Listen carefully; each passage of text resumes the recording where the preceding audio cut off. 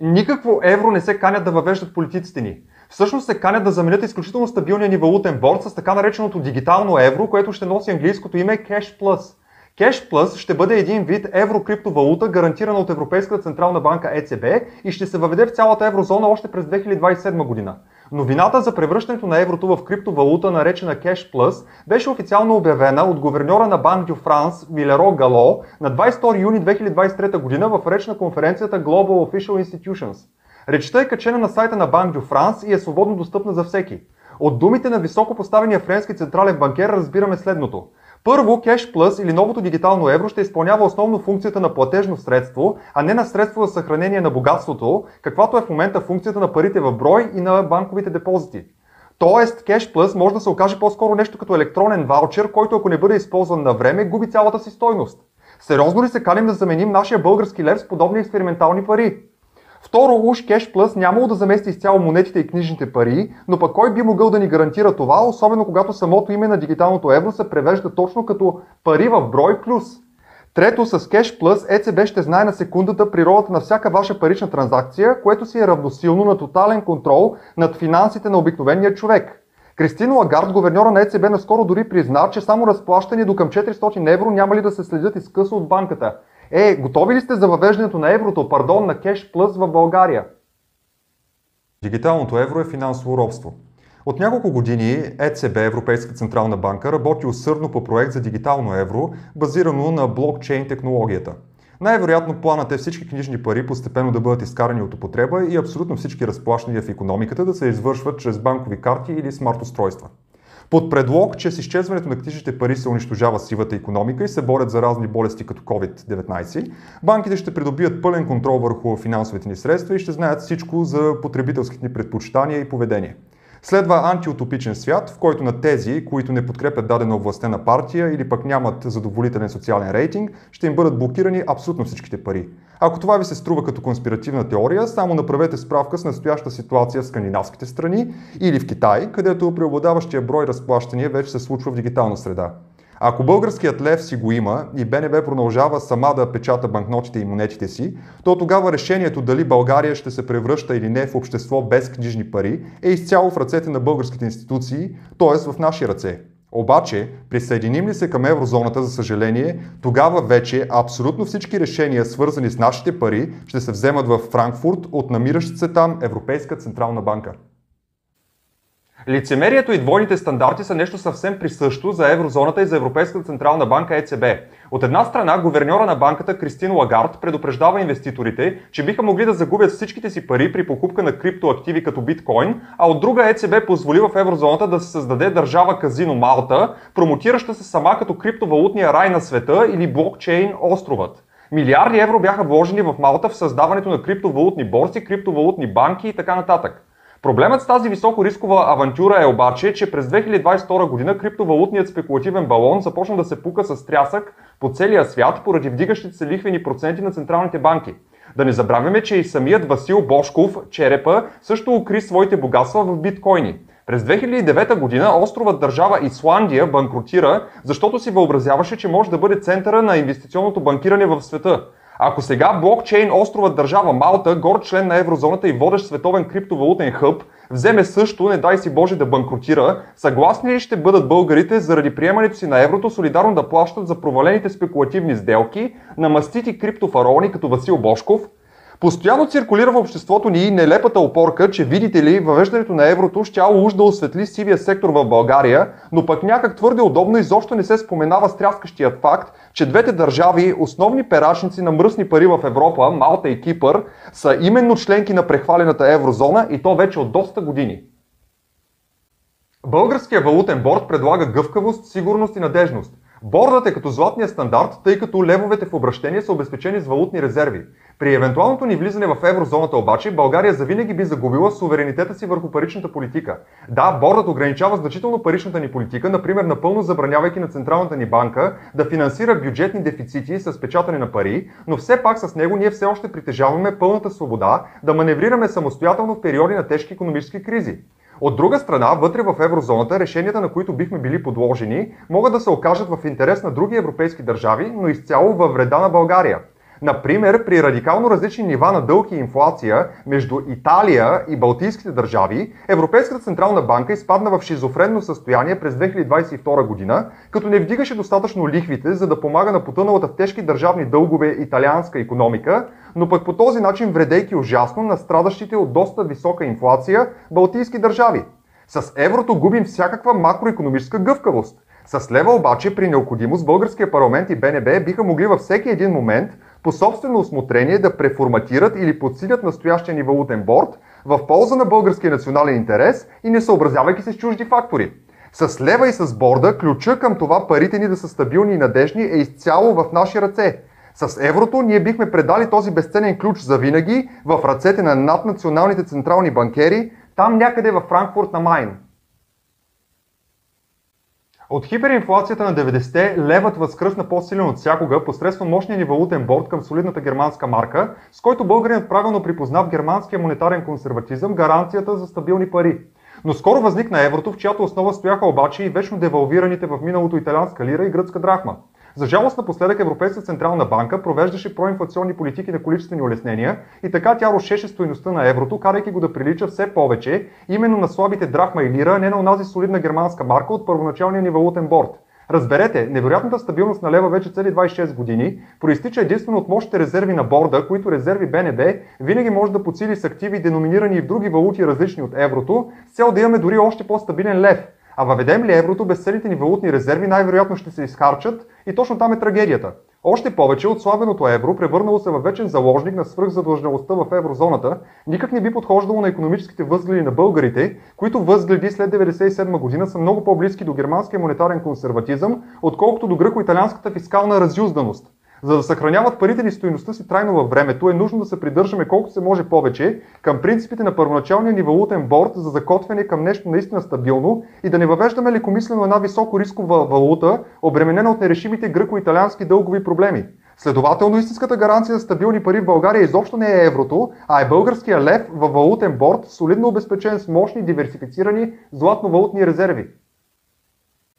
България има изключително стабилен валутен борд и българският лев е 100% обезпечен с мощни резерви.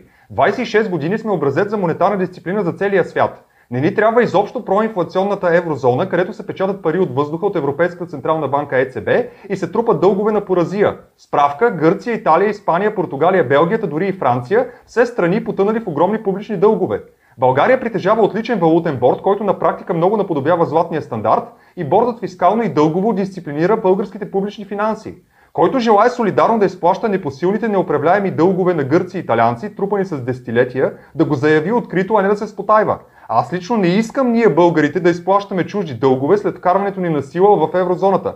Затова съм твърдо за запазването на настоящия валутен борд на българския лев, а дори и за допълнителното му подсилване с още по-надежни резерви, деноминирани и в други валути освен еврото, така че ако ЕЦБ продължи с безумието си да печата пари и да обесценява еврото с цел инфлационно монетизиране и топене на гръцките и италиански дългове, българския лев да е все по-малко уязвяван в бъдеще от тези налудничеви монетарни експерименти от страна на Европейската централна банка.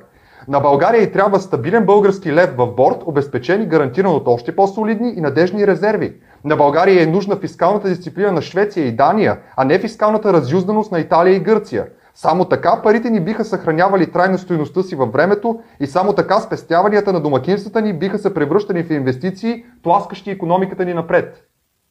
Левът ни е златен или обезпечен, докато еврото е фиат.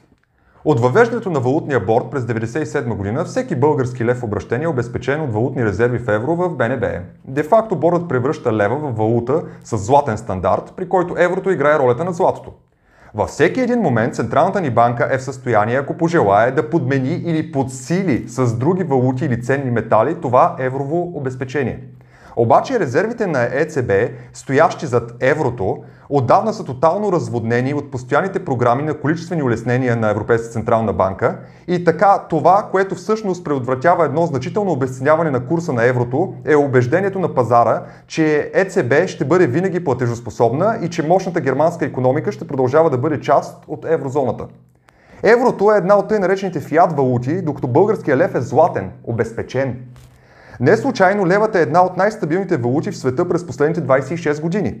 От своя страна, непрекъснато ерозирано и отслабвано от постоянните количествени улеснения или печатане на пари от Европейската централна банка, еврото със сигурност незабавно би загубило огромна част от стойността си, в случай, че Германия реши да напуска еврозоната. Така, с приемането си на еврото, България окончателно би се отказала от златния стандарт в своята парична политика. На еврото се възлагаха надежди да прекрати господството на долара, но вместо това то деградира до поредната високорискова валута, която форекс пазарите разпродават в несигурни времена.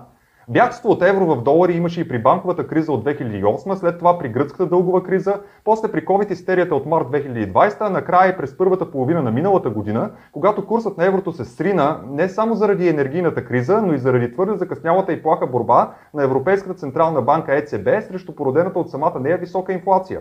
Изобщо, при криза всеки бърза да се отърве от високорисковото евро. Боязливостта на валутните пазари към еврото проистича от свръхзадлъжнялостта на периферните държави в еврозоната, която свръхзадлъжнялост възпрепятства ЕЦБ да води истинска борба с инфлацията, тъй като високите лихви биха довели до взрив на дълговото буре с барут и до пълен разпад на еврозоната. Облигационните пазари също недолюбват еврото и това личи в спредовете между доходността на нискорисковите германски бундове и доходността на високорисковите ДЦК на свръхзадлъжнялата периферия. Наистина до 2008 година спредовете стояха почти затворени, но в последствие гръцките дългови трусове разтвориха страшно тези спредове под формата на огромни рискови премии, зад които стоеше откровената заплаха от разпад на еврото. След гръцката дойде и италианска драма, тъй като миналата година на ЕЦБ се наложи панически да затваря също италиански спредове. С други думи, всемогъщите облигационни пазари за пореден път видяха в еврото една зле прикрита гръцка драхма или италианска лира с предизвестен край. Един път стогнат за вода, втори път. Заради валутния борд БНБ уж нямала самостоятелна парична политика и левът уж бил станал евро. Парадоксално обаче по-настоящем ситуацията е точно обратната. Оковите на борда се оказват изведнъж много по-слаби от тежките окови на италианската свръхзадлъжнялост, връзваща ръцете на Европейската централна банка ЕЦБ в провеждането и на ефективна антиинфлационна парична политика. Лостовете на паричната политика са три – дисконт, задължителни резерви и операции на открития финансов пазар. Валутният борд наистина ограничава БНБ до използването само на задължителните резерви, но пък нашата централна банка напълно свободно си прилага този монетарен лост и даже последно го направи на 26 април 2023 година, когато повиши коефициента на резервите от 10 на 12% с цел охлаждането на инфлацията. Абсолютно нищо не пречи на БНБ и още да вдига този коефициент. Много по-сложна е ситуацията за ЕЦБ обаче. Поне на теория и трите монетарни лоста са на разположение на ЕЦБ, но на практика нито един от тях не може да се приложи както трябва в борбата срещу инфлацията, защото резултатът би бил срив на дълговите книжа на свръхзадлъжнялата Италия и потенциален разпад на цялата еврозона. Тежките окови на дълга, здраво приковали ръцете на ЕЦБ, най-ярко се илюстрират от факта, че при наличието на по-висока инфлация сега в еврозоната, отколкото в САЩ, лихвите на ЕЦБ са доста по-ниски от лихвите на Федералния резерв, когато би трябвало да е точно обратното. В обобщение не само, че левът не е евро, ами и БНБ дори и в борд е де-факто по-свободна и по-ефективна от ЕЦБ и ако България не желае завинаги да се раздели с инструментите си на самостоятелната антиинфлационна парична политика, най-добре ще да стои много далеч от свръхзадлъжнялата еврозона. С евентуалното ни въвеждане на еврото упълномощаваме ЕЦБ, Централната банка на еврозоната, систематично да ограбва нашите спестявания посредством високата инфлация. Още през 2021 година Европейската централна банка тихомълком отслаби мандата си, като разреши вече краткосрочни отклонения нагоре от позволените 2% годишна инфлация, стига 2% да се постигали средносрочно. Но понятието средносрочно звучи доста обтекаемо. От тогава изминаха цели 2 години, а инфлацията в еврозоната продължава значително да надхвърля 2%. А и авторитетни финансови анализатори, близки до гуверньора на ЕЦБ Кристин Лагард, като Мохамед Ел Ериан, почнаха открито да лансират тезата, че инфлационният мандат се налагало да се повиши до към 4%, уж заради зеления преход и заради проблемите с веригата на доставките. Удобно се премълчава обаче, че всъщност така се спасяват от сигурен банкрут свръхзадлъжнелите държави в еврозоната като Италия и Гърция. Тоест, предлага се ЕЦБ трайно да ограбва спестяванията на българина, които да заминават в посока полуфалиралите Италия и Гърция. И тъй като цените у нас са догонващи спрямо европейските, то въведели еврото, България за десетилетия напред със сигурност се обрича на инфлация много над новопредложената норма от 4%. Една ненужна наша саможертва, още повече когато мощният ни валутен борд разполага с инструментариума за самостоятелно връщане към истинската ценова стабилност. Щом еврозоната се е примирила за напред да живее с постоянно висока инфлация, чудесно, но България не трябва да приема подобна лоша сделка.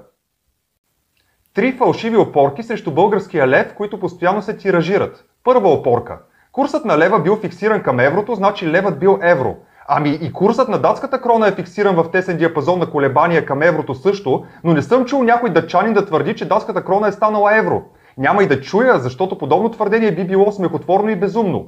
Втора опорка. Резервите на борда били в активи, деноминирани предимно в евро, следователно левът бил евро. Тогава по същата логика, ако утре БНБ и парламентът ни решат примерно да заменят резервите в евро с резерви в долари, нещо напълно възможно, ще означава ли това, че левът е станал вече долар? Естествено, че не. Левът пак ще си е лев, а не долар, като единствено валутните резерви, обезпечаващи стабилността му, биха били деноминирани в различна валута и нищо повече. Трета опорка. България била приета в чакалнята на еврозоната ERM2 и край процесът по въвеждането на еврото бил вече необратим. Това естествено е поредната манипулация и в изобличаването й отново ни помага случая Дания. Дания много по-дълго от нас, вече цели 20 години, стои в същата чакалня, но няма никакво намерение някога изобщо да въвежда еврото или да унищожава датската крона. Та щом преуспялата Дания може толкова дълго да стои и да си кротува в ERM2, естествено, че и България може да прави абсолютно същото и да запази българския лев и суверенитета в паричната ни политика. Има още много опорки срещу българския лев, но тях ще ги развенчаваме в следващите видеа.